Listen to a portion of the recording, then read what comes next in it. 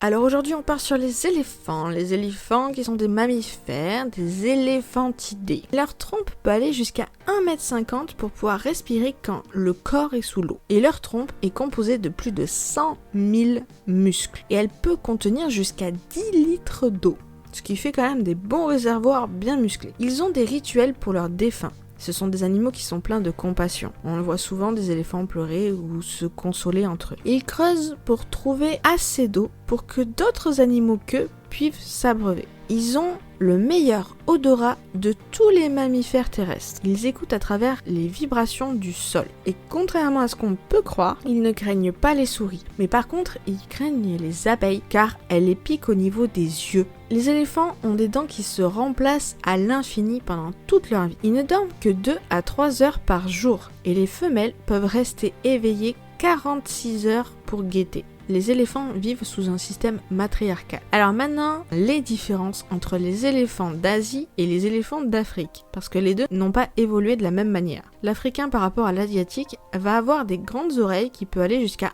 1,50 m. Ils peuvent faire 6 tonnes pour 3,50 m, alors que les Asiatiques vont atteindre difficilement les 5 tonnes pour 3 mètres. Par contre, pour l'Asiatique, sur sa tête, il va y avoir 2 bosses et son dos va plutôt être courbé, alors que sur l'Africain, il va avoir un front plutôt plat, comme son dos qui va être plutôt plat. L'Asiatique est plus poilu au niveau du crâne et du dos. La trompe de l'éléphant africain a 2 doigts. On va dire 2 doigts, mais c'est pas véritablement des doigts. C'est juste qu'il y a des proéminences de chaque côté. Et donc du coup, on dit que la trompe de l'Africain a 2 doigts, alors que celui de l'Asie va être à 1 doigt, parce qu'en fait, il ne va pas véritablement y avoir cette proéminence. Ah oui, j'allais oublier, l'Africain a des grandes défenses, et alors que l'Asiatique va en avoir des petites, surtout chez les mâles qui sont non dominants et chez les femelles. C'est aussi pour ça que l'Africain est plus en voie d'extinction que l'Asiatique, parce que avec ceux qui veulent leurs bijoux et autres